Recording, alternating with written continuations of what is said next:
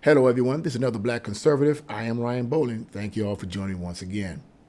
So I read something that's very, very disturbing, but not at all surprising. And it's in reference to a Florida rapper who allegedly guns down her manager after her manager and some other guy beats her down. And actually, when I read this article, when you go to the description box below and look up the title of the article, and there's a couple of videos, two or three videos that you can watch for yourself and see. It's very, very disturbing.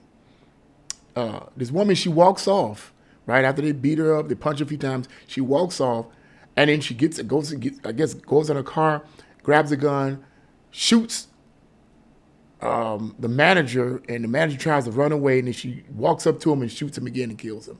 It's very disturbing.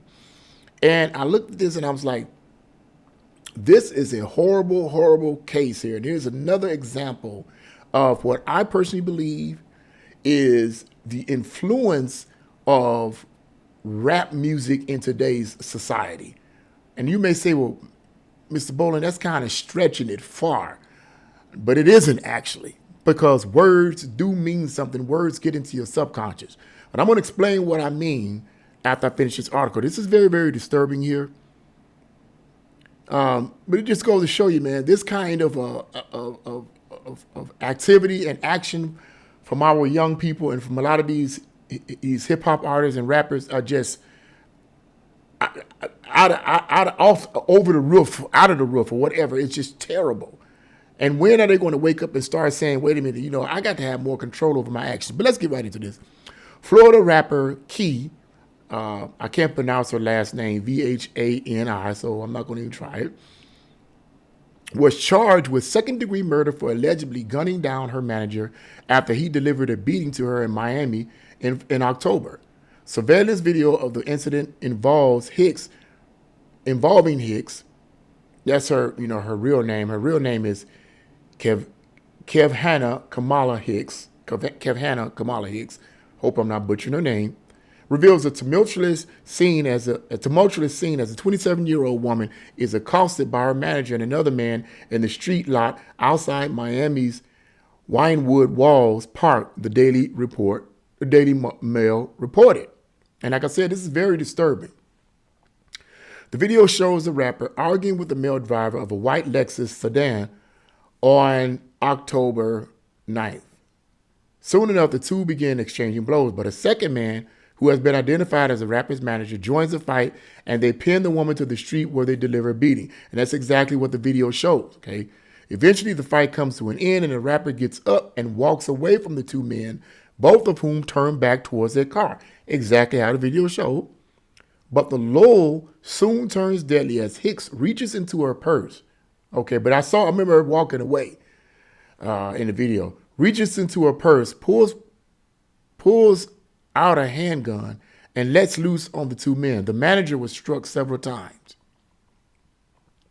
Meanwhile, the second man, who had jumped back into the Lexus, drove away as Hicks fired at the car. The man steers the car into Hicks and runs her over while making a U-turn in the street. And yeah, that's true. That's happened. Oh, I thought when he hit her, I thought she was dead. Like, seriously, bro. I thought that he said, boom. I thought she was dead. He hits her. She knocks her down. She gets up and runs. These people I don't know what they on, but they get hit by a car, just get up and run away.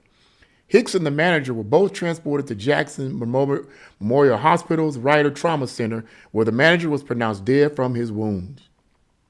Just so sad. We know that based on her statement that the victim in this case is her manager, and she says that she's a singer, but we don't know what led to this argument.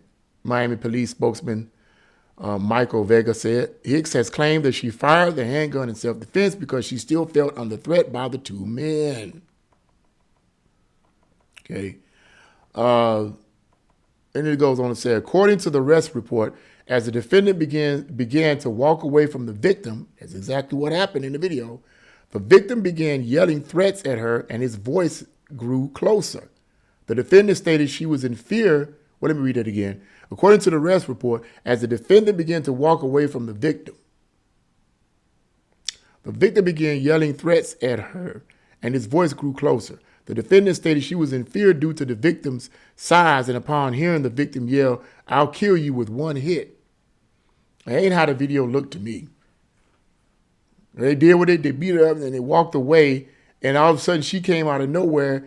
I seen him, and then I seen him running, and then she came out of nowhere and shot the guy while he was running. She shot him while he was running, and while he was on the ground on the side of the car, she put 2 more rounds in him. That don't sound like what I saw. Prosecutors, though, say the self-defense claim is problematic since the manager who was shot down was walking away from Hicks when she opened fire. Exactly. Miami-Dade Judge Mindy Glazer denied bond for Hicks, saying, "I believe she does have a very good self-defense claim, but that claim is a defense of the charge. It doesn't negate the finding that there is probable cause for second-degree murder. The victim was walking away and she shot him after he was beating on her. Hicks was slapped with a $50,000 bond and house arrest. Her next court appearance is scheduled for February 15th. End of article." Yeah, that's what the video showed there. That's what the video showed. And this is unfortunate. My prayers go out to the family members of the dead manager. This is a very, very unfortunate situation, and it shouldn't have happened. It shouldn't have happened. Now, what I want to speak on, first things first. I know nothing about this rapper. I've said this in previous videos. I do not follow any modern day rappers. I never followed rappers, period, anyway. In the 80s, I didn't follow rappers, okay? I don't follow them today. I don't follow their music. I don't follow their style. I'm not into the rap music. I'm not into the hip hop culture. I just comment on things that I see them doing and things that they say that I believe is a reflection of a bad culture. It reflects the hip hop culture, which has, for the most part, had a negative impact on our young people. Now, this is what I wanted to say about this. And I said as an introduction to this video. I believe in part that what this attitude is pushing is a violent disposition among our young people. And this is what I mean by that. If you look in that article and you watch the video of her gunning down her manager, there's another video where she does freestyle rapping. And I listened to it. It's about a minute or two. And the lyrics are all about bang, bang, bang. She's doing it. She's pointing at the camera and doing all this, thugging and carrying on. And it is that disposition, that aura, that attitude that I believe gets in the subconscious of a lot of our young people's hearing. It gets into their subconscious and it provokes a violent attitude. It changes their mind. People say, well, music doesn't change you. Movies don't change your attitude. Music don't change your attitude. It's just a movie. It's just music. That is a lie. This kind of stuff has a negative effect. These kind of lyrics and these kind of songs coming from the hip hop community has a negative effect on a lot of the young people that listen to it. Even if they don't go out and gun people down, which I think in part that's part of the reason behind it, it still has a negative effect on them. Their disposition becomes more violent, more vile, okay? I have seen young people listening to these rappers, these modern day rappers with these explicit lyrics, sexual lyrics and violent lyrics, gang banging and all the rest. And I have watched them and I have listened to them. And their attitude is one of rebellion. Their attitude is one of they want to shoot you at the drop of a hat. I can see it on their face. I can smell it on their body. They smell like marijuana all the time. It's terrible. And I believe that it is the hip hop culture and the lyrics of these rap songs that stir people's minds up to be like, hey, the best answer to any argument or any situation, bang, bang, bang. She, in my opinion, did not have to shoot that man. True. I saw the video. They were beating her. They hit her. Both of these men, I mean, you know, and you would think, my goodness, what the heck you doing, bro? What are you doing? What are you hitting on this woman? This is a female, bro. What you doing? But they walked away. They could have beat the woman to death. But they walked away. They were going to their car. She leaves, goes into her purse or goes into a car, whatever, and comes back and guns them down. Totally unnecessary. When it gets into a situation like that, then it's revenge. It's not self-defense. That's what I saw on the video. It's revenge and not self-defense. And I believe in part that the kind of music that she sings, this gangster rap nonsense, helped provoke her attitude to act in that way. And this is the same kind of lyrics that provoke a lot of our young people to act and think and speak the way they do. What you listen to has an effect on your subconscious mind. You may not take it, you may not, on a conscious level, you may reject it. But on a subconscious level, your subconscious is absorbing all of that material. And then over the course of time, you begin to act different, think different, and feel different, and do different. That is an actual fact. They say art imitates life, but oftentimes life imitates art, if you can call it art. Okay? It's just like with this Sexy Red character. I just watched a video about this. I did a minute-long video on Sexy Red. I mean, the type of stuff she promotes, it's nasty, it's vile in my opinion, it's negative. And I'm not, and look, I'm not picking on her as an individual. I don't know nothing about this woman. I don't know her background. I don't know what kind of family life she's had. I don't know. I had nothing to do with that. I'm talking about the lyrics and the disposition and the mannerisms that she presents herself to when these young people are watching her and listening to her music. And accordingly, you know, according to the video that I did, the 1 minute video that I did several weeks ago on her dancing with these little kids, you got 5-year-old kids twerking. 5-year-old kids twerking. Where's the parents? Where's the morality? Where is the son, daughter? No, we're not going to have this. It's really bad. It's really bad. So I wanted to say that because I believe that in part, this whole attitude with this rapper in Florida is not just there. It's in a lot of communities all over the country. This disposition, this attitude, man, you ain't gonna dog me out. No, Nick, I'll blow you away, man. I hear it all the time where I work at. Okay, a lot of these people come from the ghetto. They're surrounded by this attitude. They're surrounded by this mentality. They're surrounded by this kind of music. It gets in their subconscious, becomes a part of their thinking. They speak it out. They act it out.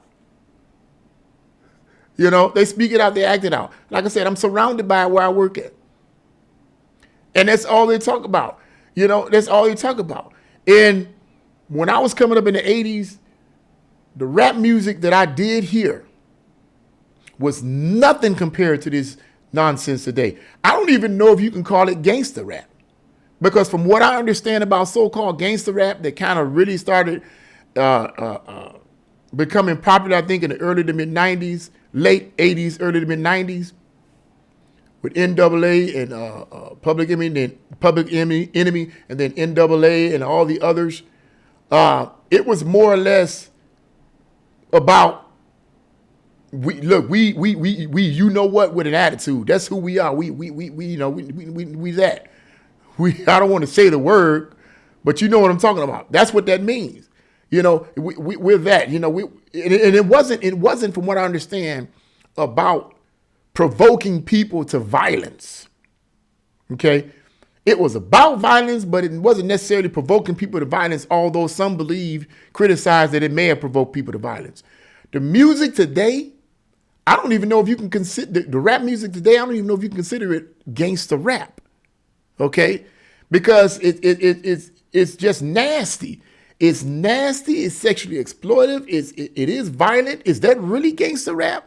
Or is original gangster rap all about what a lot of the young people felt in those neighborhoods was because of police brutality and other things that was going on? They felt disenfranchised. So they said, you know what, we're going to be ends with an attitude.